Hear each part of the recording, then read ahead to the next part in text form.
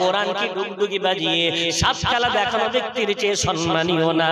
ওই কোরআন কি হারাম ফুটবল খেলার চেয়ে সম্মানীয় না? কোরআন যদি আমাদের কাছে ওই ডুগডুগি বাজিয়ে সাপ খেলা দেখানোর ব্যক্তির চেয়ে সম্মানীয় হয়, ওই কোরআন যদি নাস্তিকদের হারাম ফুটবল খেলার চেয়ে আমাদের কাছে সম্মানীয় হয়, তবে জলসায় গিয়ে কোনোদিন পিছনে বসবো না, আমি প্রথম দিকেই সামনে বসবো, যাতে করে বরকত আমি বেশি পেতে পারি। একটু জোরে বলা যাবে? ওই জন্য অনুরোধ করে বলবো, যার সামনে যত খালি জায়গা দেখছে একটু ভরিয়ে বসলে আল্লাহ খুশি হবেন, আমার মদিনার কামলিওয়ালা খুশি হবেন। বললাম না, শোনার নাম জানার নাম ইসলাম নয়, পালনের নাম ইসলাম। আজকে শুনে নিলেন, যতদিন বাঁচবেন এই আমলটুকু করবেন ইনশাআল্লাহ। ছোট ছোট আমল আপনাকে জান্নাতে পৌঁছে দেবে, যেটা বলা যাবে। ইমাম গাজ্জালি রাহমাতুল্লাহ আলাইহি সুন্দর একটা ঘটনা তিনি তার কিতাবের মধ্যে উল্লেখ করে বলেছেন। একজন বাদশা ছিল, ওই বাদশার মনের ইচ্ছা হলো তার প্রজাগুলো চালাক না বোকা, নিজেই একটু নিজের প্রজা সম্বন্ধে জানতে চান।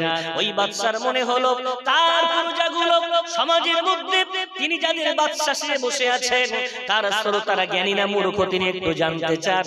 তাই বাদশা ঘোষণা দিলেন, ও আমার এলাকা প্রজারা, আমি বাদশা, আমার বিরাট বড় ফলের বাগান আছে, তোমরা সবাই জানো।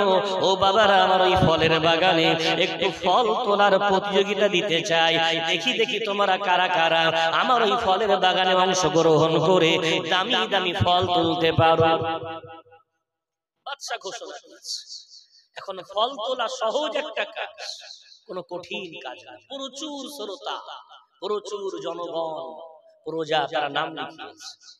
এখন যখন সব চলে এসেছে, বাদশা সবাইকে সামনে পেয়ে দুটো ঘোষণা দিলেন। প্রথম নাম্বার ঘোষণা, ও প্রজারা, আমার এই ফলের বাগান কয়েক বিঘা কিন্তু ফলের বাগান, ওই বাগানে ফল তুলতে ঢোকার আগে আমার দুটো কথা খুব ভালো করে মাথায় নিয়ে নাও।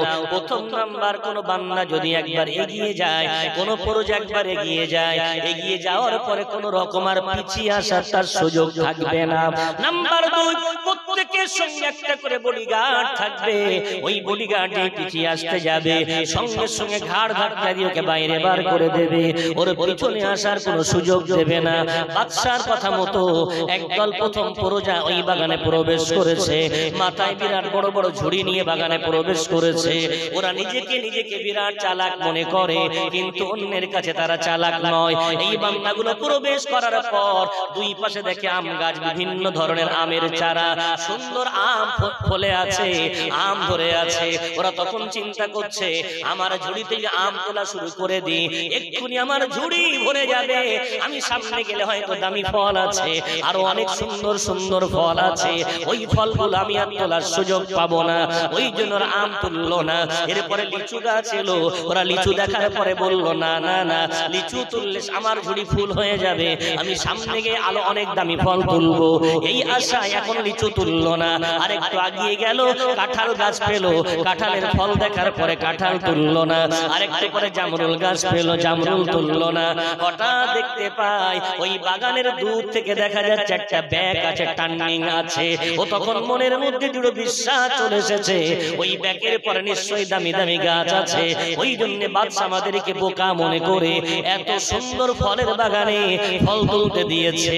এই ভাবনায় কোনো ফল না তুলে ওই টার্নিং পর্যন্ত খালি ঝুড়ি নিয়ে পৌঁছে গেছে। এবার টার্নিং যেই ঘুরেছে ফল তুলবে, মনে হয় দামি ফল ওর পরে আছে, কিন্তু ঢোকার পরে দেখতে পায় গাছ আছে, তবে গাছে কোনো পাতা নাই, গাছে কোনো ফল নাই। এখন হায় আফসোস, আমি মনে করেছিলাম আমার সামনে ফল পাবো, কিন্তু ঝুড়িতে এখনো খালি, পিছনে আসবে। বাদশা বলেছে পিছনে যাওয়া হবে না, একটু পিছানোর চেষ্টা করেছে, বডিগার্ড গলা ধাক্কা দিয়ে বার করে দিয়েছে। এত জ্ঞানী ভাবতাম, কিন্তু ওদের ঝুড়িগুলো পরিপূর্ণ ফল হারা, ওদের ঝুড়িতে কোনো ফল নাই। এরপরে দ্বিতীয় প্রজা দল প্রবেশ করেছে।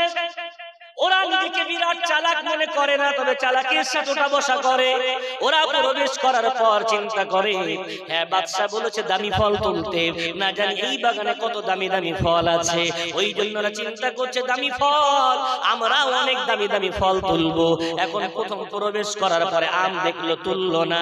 কিছু লিচু তুলে নিল, আবার কাঁঠাল ছেড়ে দিল, কিছু জামরুল তুললো, কিছু তোলে কিছু ছাড়ে, যাতে করে ঝুড়ি যেন ভরে না যায়। ওরাও মনে করেছিল সামনে ব্যাগ, ওই ব্যাগের পরে দামি গাছ পেয়ে যাব। কিন্তু ওরা ওই জায়গায় পৌঁছানোর পর ওদের ঝুড়ি এখন আধা খালি, এখনো পরিপূর্ণ হয়নি। ওরাও তখন খুব আফসোস করছে, হায় হায় আমার ঝুড়ি খালি রয়ে গেল, আমি তো পিছনে আসতে আর পারবো না। পিছতে গেছে যেই সেই বডিগার্ড, ওকে গলা ধাক্কা দিয়ে বার করে দিয়েছে। এরপরে তৃতীয় পর্যায়ে একদল বোকা ওরা প্রবেশ করেছে। ওরা প্রবেশ করার পরে মনে মনে চিন্তা করছে, বাদশা দুটো কথা বলেছেন। প্রথম নাম্বার, খালি ঝুড়ি আমাদেরকে দিয়ে বলেছেন, ওখানে প্রবেশ করার পরে পিছাতে পারবে না, বডিগার্ড সঙ্গে থাকবে। কিন্তু বাদশা বলিনি ঝুড়ি ভরে গেলে ঝুড়ি দেবে না। ওই জন্য তারা চিন্তা করতে লাগলো, আমরা গড়ে এক মুড়ো দিয়ে ফল তুলবো। কেন একটা মানুষের কাছে কোন ফল যে প্রিয় আমরা তো জানি না, বাদশার কাছে কোন ফল প্রিয় আমরা তো জানি না, বাদশার কাছে কোন ফল সবচেয়ে বেশি দামি আমরা সেটা জানি না। ওই জন্য এক নাগাড়ে সব তুলতে থাকবো। ওরা যখন এক নাগাড়ে তুলতে শুরু করেছে, ওরা ব্যাকে যাওয়ার আগে ওই বাদশা ঘোষণা দিচ্ছে, আর যেতে হবে না, সবার শেষে প্রবেশকারীরাই তোমরা আজকে বিজয়ী বেনে গেছো। একটু জোরে বলা যায়। ইমাম গাজ্জালি রাহমাতুল্লাহ আলাইহি এই ঘটনা উল্লেখ করার পরে লিখছে, আসল বাদশা এখানে আমি তোমাদেরকে বোঝানোর জন্য বলেছি, এই বাদশার নাম হলো আমার আল্লাহ, আর এই বাগানটার নাম হলো এই দুনিয়া। একটু জোরে জোরে বলা যাবে। বাদশার নাম কি? আল্লাহ, আর বাগানের নাম এই দুনিয়া। এই দুনিয়াতে তিন ধরনের বান্দা আছে। এক ধরনের বান্দা নিজেকে বিরাট চালাক মনে করে, ওদেরকে যদি বলেন ভাই একটু নামাজ পড়ে নাও, ও ভাই একটু ইবাদত করে নাও, একটু আল্লাহর পথে চলে এসো, ওরা তখন ওদের জীবনের ওই টার্নিং ব্যাক, ওরা বলে 40 পার হোক তারপর আমি ভালো হয়ে যাব, 40 পার হয়ে যাক তারপর আমি আল্লাহওয়ালা হয়ে যাব, 40 পার হয়ে যাক তারপরে বাইতুল্লাহ জিয়ারত করে মসজিদের সেক্রেটারি বেনে যাব, 40 পার হয়ে যাক তারপরে ভালো হয়ে আমি সমাজের মুতাওয়াল্লি বেনে যাব।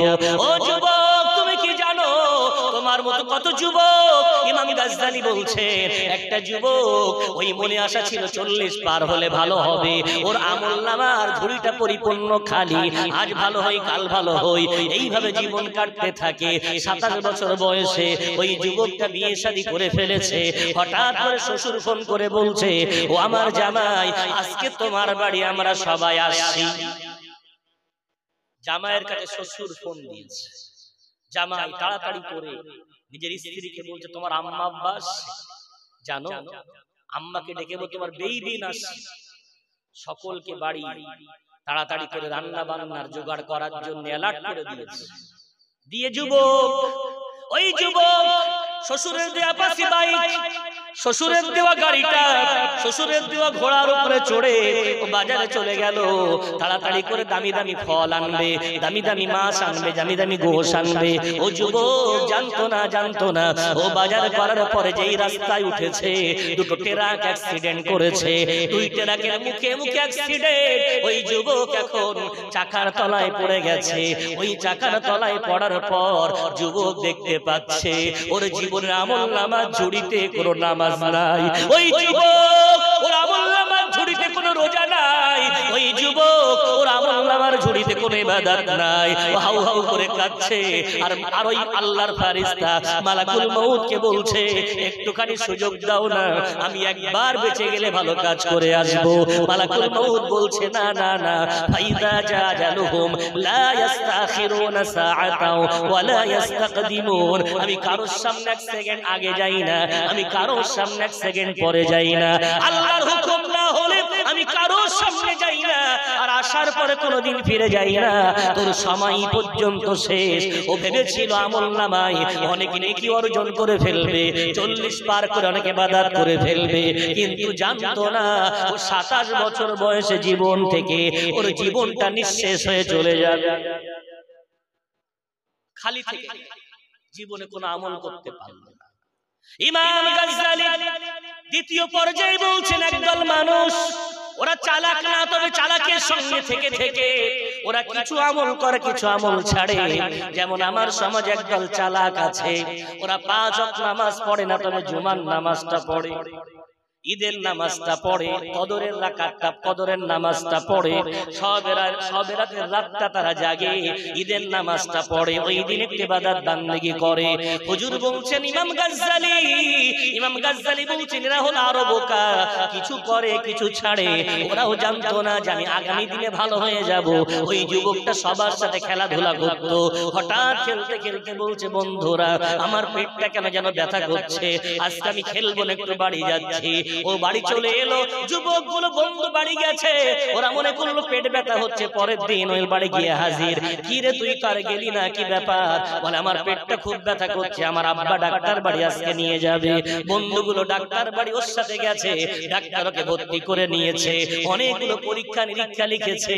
হ্যাঁ, যুবক ও জানতো না ওর জীবনের ওটাই বন্ধুদের শেষ সাক্ষাৎ। ওই যুবক জানতো না ওর বাড়ি থেকে ওটাই ওর জীবনের শেষবার হওয়া।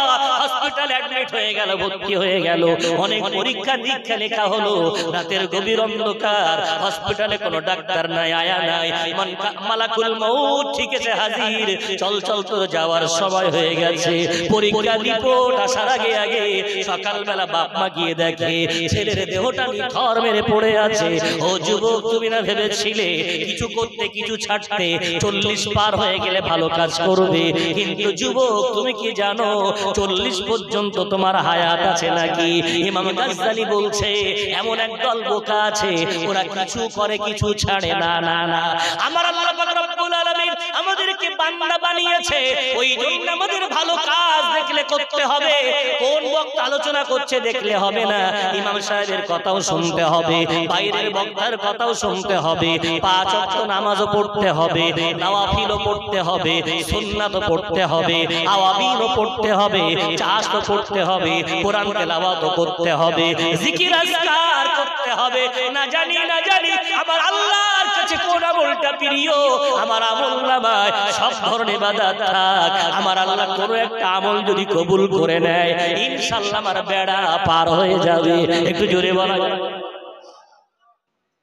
বিশ্বনবী রাসূল কারীম সাল্লাল্লাহু আলাইহি ওয়াসাল্লাম একটা হাদিস আছে, আমার নবী কারীম সাল্লাল্লাহু আলাইহি ওয়াসাল্লাম বলেন আল্লাহর এক বান্দা কিয়ামতের দিন আল্লাহর সামনে যাবে, বান্দার মনে কোনো দুঃখ নাই, কোনো বেদনা নাই, ওই বান্দা আল্লাহর সামনে যাবে হাসতে হাসতে, মনে বড় কনফিডেন্স, বড় মজবুতি, ওর মনের মধ্যে বড় হিম্মত, জীবনে অনেক আমল জীবনে করেছে। আমার আল্লাহ ফারিস্তাদেরকে ডেকে বলবে, রে ফারিস্তারা, ওই বান্দাটা আমার কাছে আসে, দেখ না ওর তো মনে কোনো ভয় নাই। ফারিস্তা বলবে আল্লাহ জীবনে অনেক আমল করেছে,